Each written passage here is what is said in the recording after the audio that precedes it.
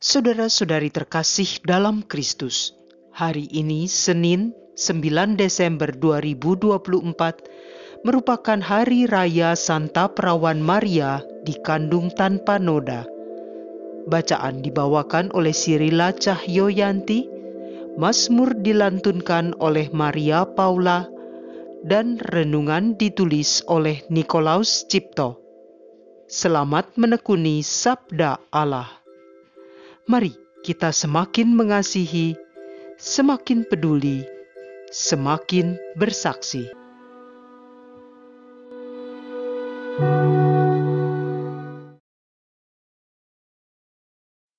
Dalam nama Bapa dan Putra dan Roh Kudus. Amin.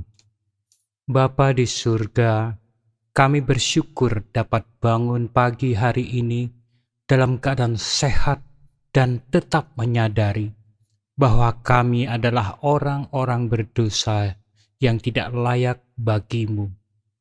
Namun sungguh luar biasa, Putramu Yesus Kristus rela berkorban menebus dosa-dosa kami yang sebenarnya tidak layak ini demi membuka kesempatan agar kami dapat kembali bersatu denganmu.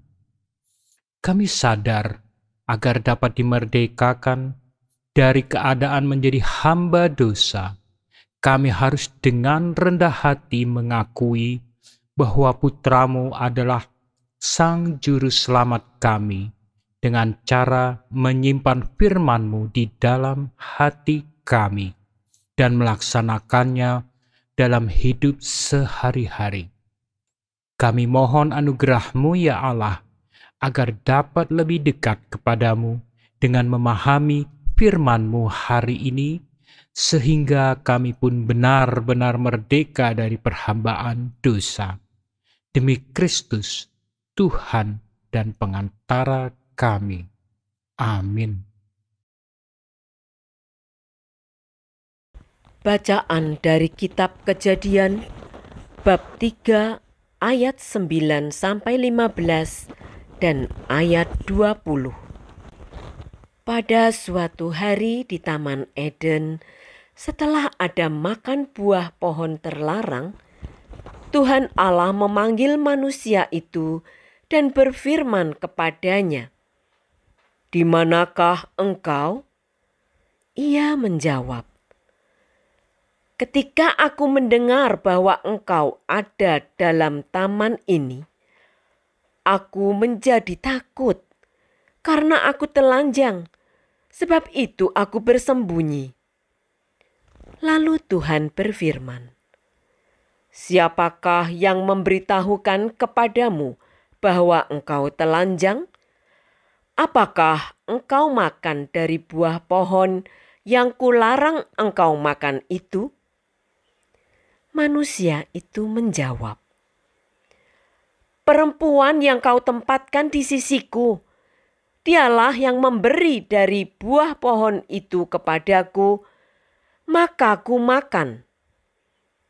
Kemudian berfirmanlah Tuhan Allah kepada perempuan itu, "Apakah yang telah kau perbuat ini?" Jawab perempuan itu, "Ular itu yang memperdayakan aku, maka ku makan." Lalu berfirmanlah Tuhan Allah kepada ular itu, "Karena engkau berbuat demikian, terkutuklah engkau di antara segala ternak dan di antara segala binatang hutan. Dengan perutmulah engkau akan menjalar, dan debu tanahlah akan kau makan seumur hidupmu. Aku akan mengadakan permusuhan antara engkau dan perempuan ini, antara keturunanmu dan keturunannya. Keturunannya akan meremukkan kepalamu, dan engkau akan meremukkan tumitnya." Manusia itu memberi nama Hawa kepada istrinya, sebab dialah yang menjadi ibu semua yang hidup. Demikianlah sabda Tuhan.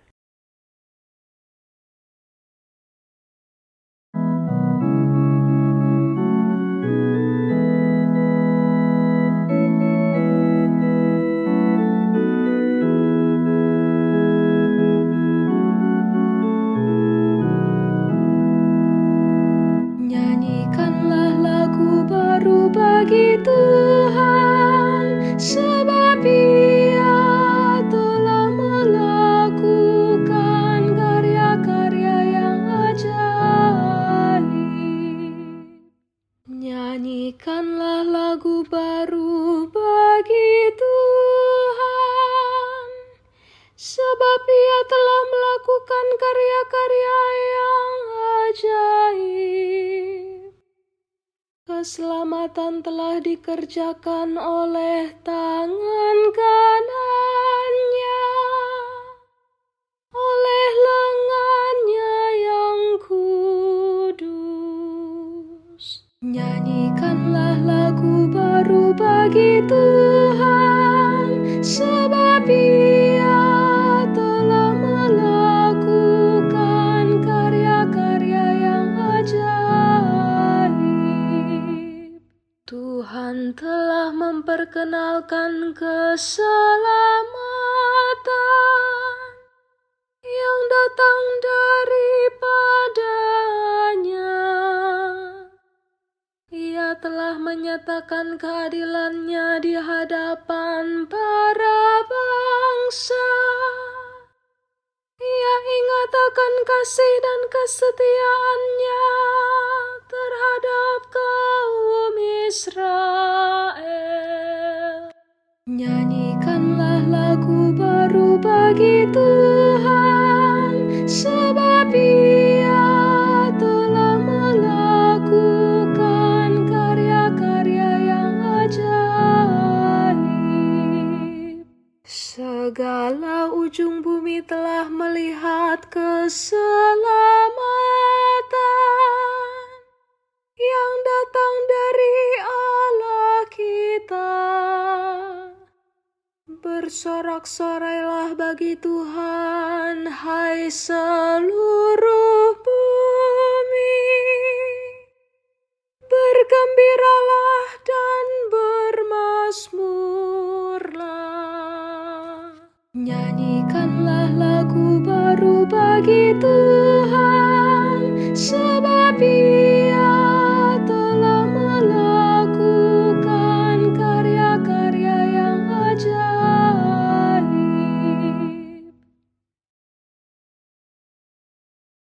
Bacaan dari surat Rasul Paulus kepada jemaat di Efesus, bab 1, ayat 3-6, dilanjutkan ayat 11-12.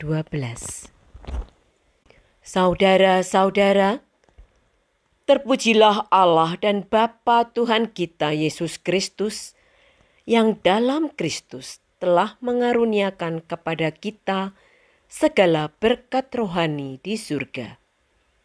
Sebab di dalam Dia, Allah telah memilih kita sebelum dunia dijadikan, supaya kita kudus dan tak bercacat di hadapan-Nya. Dalam kasih Ia telah menentukan kita dari semula untuk menjadi anak-anak-Nya oleh pengantaraan Yesus Kristus sesuai dengan kerelaan kehendak-Nya, supaya terpujilah kasih karunia-Nya yang mulia yang dikaruniakannya kepada kita di dalam Dia yang dikasihi-Nya. Aku katakan, di dalam Kristus, karena di dalam Dialah kami mendapat bagian yang dijanjikan Allah, yakni kami yang dari semula ditentukan untuk menerima bagian itu sesuai dengan maksud Allah yang di dalam segala sesuatu bekerja menurut keputusan kehendak-Nya. Dengan demikian, kami yang sebelumnya telah menaruh harapan kepada Kristus ditentukannya supaya menjadi pujian bagi kemuliaan-Nya. Demikianlah sabda Tuhan.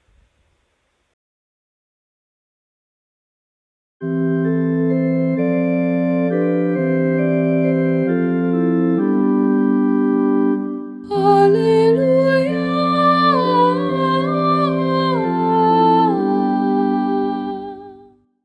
Salam, hai engkau yang dikaruniai,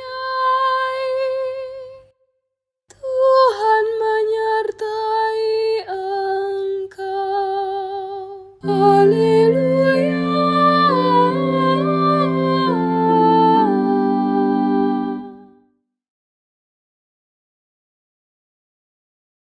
Inilah Injil suci menurut Lukas bab 1 ayat 26 sampai 38.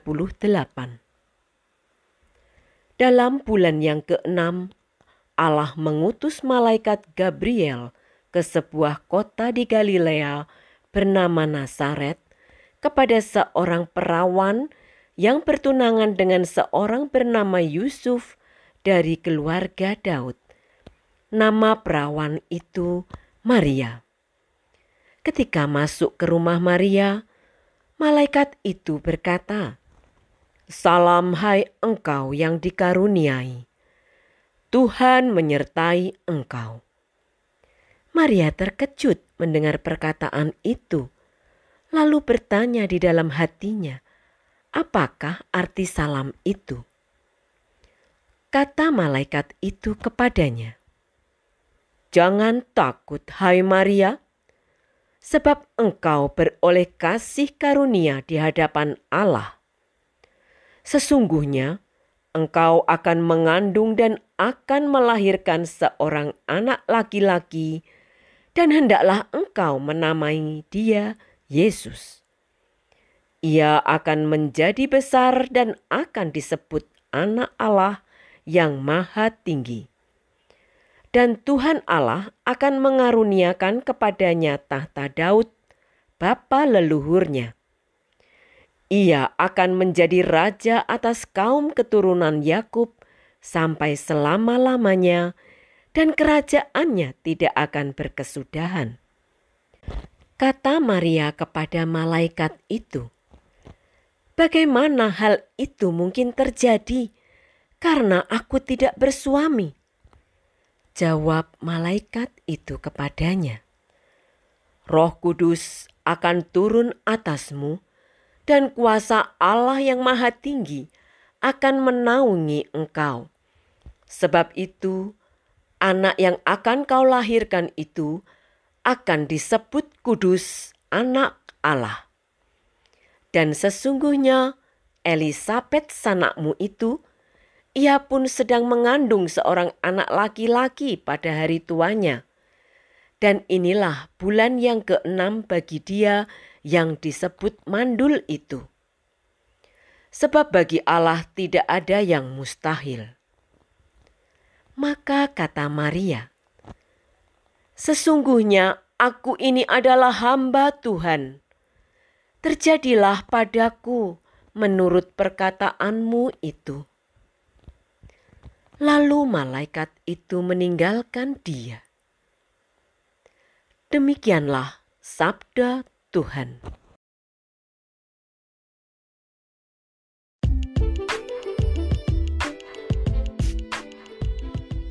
Bunda Sang Penebus. Renungan dibawakan oleh Nikolaus Cipto.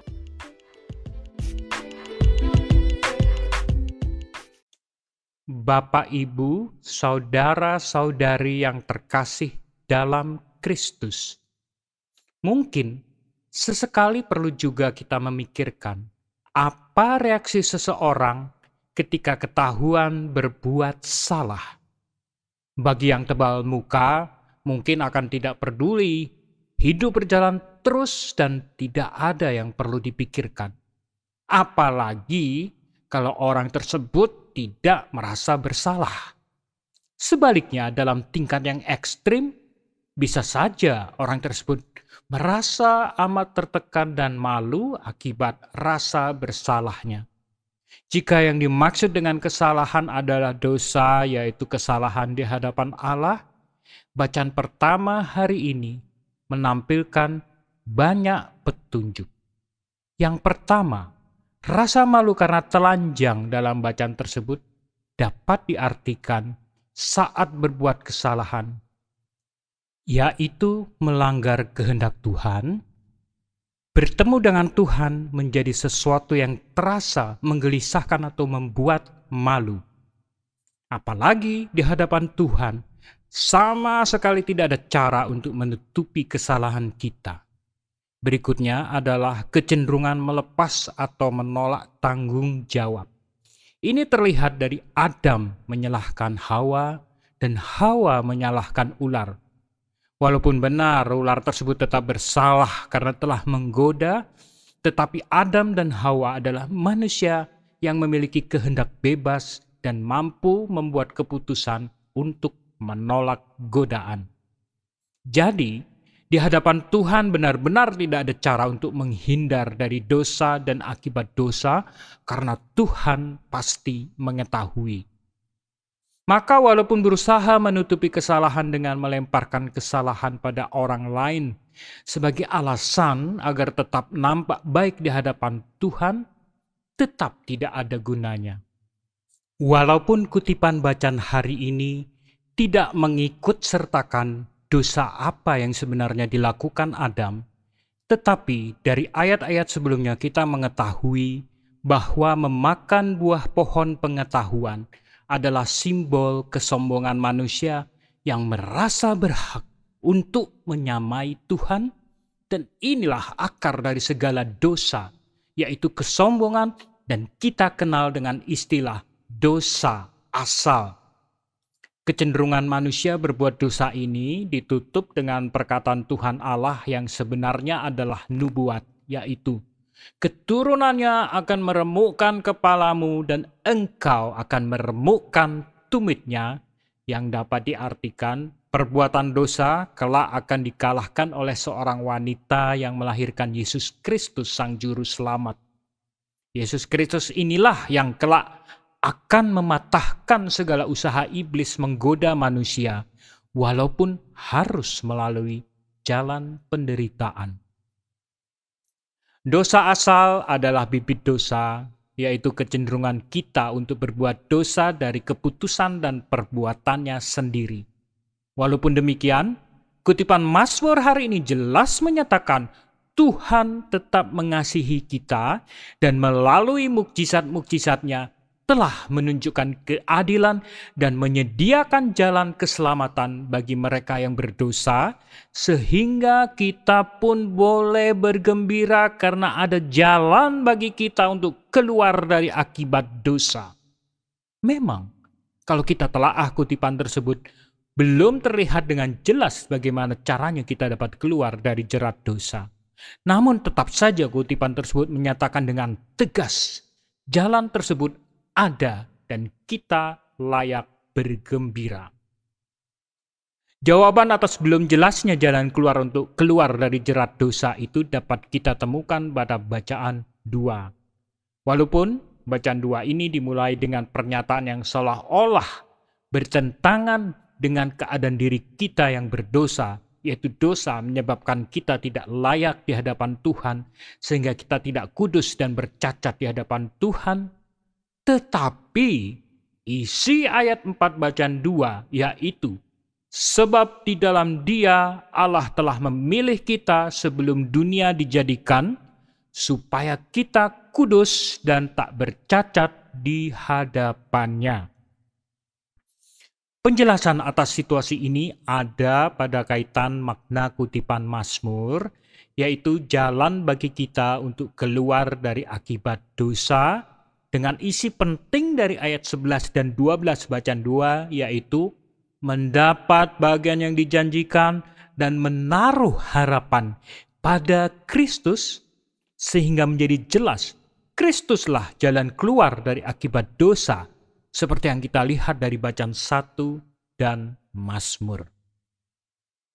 Bapak, Ibu, saudara, saudari yang terkasih dalam Kristus, Dalam 3 ayat pertama kutipan Injil hari ini, kita dapat melihat Bunda Maria dalam perspektif yang sangat biasa. Seorang wanita yang sederhana dan tidak berbeda dengan wanita lain dan tidak ada bayangan akan menjadi Bunda Allah. Bayangkan, dalam situasi tersebut tiba-tiba muncul seseorang yang tidak dikenal dan berkata, "Tuhan menyertai engkau." Dan si pemberi pesan rupanya memahami kebingungan Bunda Maria sehingga dilanjutkan dengan penjelasan berikutnya. Penjelasan berikutnya semestinya semakin mengejutkan Bunda Maria. Jangankan memiliki anak, menikah pun belum. Dan yang lebih menggetarkan jiwa Bunda Maria, si pembawa pesan tersebut jelas mengatakan anak tersebut adalah anak Allah. Kebingungan Bunda Maria terjawab melalui info bahwa kehamilan tersebut terjadi karena karya Roh Kudus dan info tentang Elizabeth yang akhirnya menyadarkan Bunda Maria bahwa orang yang dihadapi Bunda Maria bukanlah orang biasa tetapi utusan Tuhan, dan bagi Tuhan tidak ada yang mustahil, sehingga Bunda Maria pun ikhlas menerima apapun yang akan terjadi pada dirinya. Bapak, Ibu, saudara-saudari yang terkasih dalam Kristus, kelahiran Yesus Kristus Sang Juru Selamat tentunya bukan hal yang sederhana, karena Yesus Kristus adalah Allah. Karena Allah itu suci dan kudus, tentunya tidak mungkin Yesus Kristus lahir dari rahim seorang wanita berdosa yang tidak suci dan kudus. Sehingga dapat dimengerti jika Bunda Maria menerima anugerah khusus yang hanya diterima oleh Bunda Maria. Bagaimanapun prosesnya, mungkin tidak akan ada seorang pun yang tahu, sehingga dapat dimasukkan ke dalam misteri ilahi. Dan anugerah ini ditanggapi secara luar biasa dan penuh kerendahan hati oleh Bunda Maria. Walaupun Bunda Maria tahu resiko yang akan dihadapi oleh seorang wanita yang mengandung sebelum pernikahan, dengan penuh keberanian Bunda Maria menyatakan kepada sang pembawa pesan, Archangel Gabriel, "Sesungguhnya aku ini adalah hamba Tuhan. Jadilah padaku menurut perkataanmu itu." Sehingga Bunda Maria mendapatkan gelar Redemptoris Mater, Bunda Sang Penebus. Dan berkat kerjasama dan keikhlasan beliau, kini kita semua punya harapan untuk lepas dari jerat dosa karena pengorbanan Yesus Kristus. Secara sederhananya dalam pemikiran manusia, ini hanya dapat terjadi jika Bunda Maria telah menerima anugerah kesucian dan bebas dosa asal sejak tercipta sebagai janin dalam kandungan, sehingga layaklah disebut dengan panggilan Santa Perawan Maria dikandung tanpa dosa yang dirayakan hari ini. Marilah berdoa. Terima kasih Tuhan. Hari ini kami sungguh sangat bersyukur karena walaupun kami adalah orang yang tidak layak di hadapan-Mu, berkat keikhlasan Bunda kami, Santa Perawan Maria, lahirlah Yesus Kristus yang karena cinta dan pengorbanannya, kami pun punya kesempatan untuk lepas dari jerat dosa, sehingga kami punya kesempatan untuk menjadi layak di hadapan-Mu. Tuhan Allah, atas kuasa dan kehendak-Mu, berilah kami anugerah untuk memiliki keberanian dan keikhlasan seperti Bunda Maria, agar Putra-Mu Yesus Kristus berkenan hadir di dalam diri kami, sehingga bukan hanya kami lepas dari jerat dosa dan menjadi layak di hadapan-Mu, tetapi juga menginspirasi orang lain untuk menerima Yesus dan mereka pun lepas dari jerat dosa. Santa Perawan Maria, Bunda Allah, doakanlah kami yang berdosa ini sekarang dan waktu kami mati. Dalam nama Bapa dan Putra, dan Roh Kudus. Amin.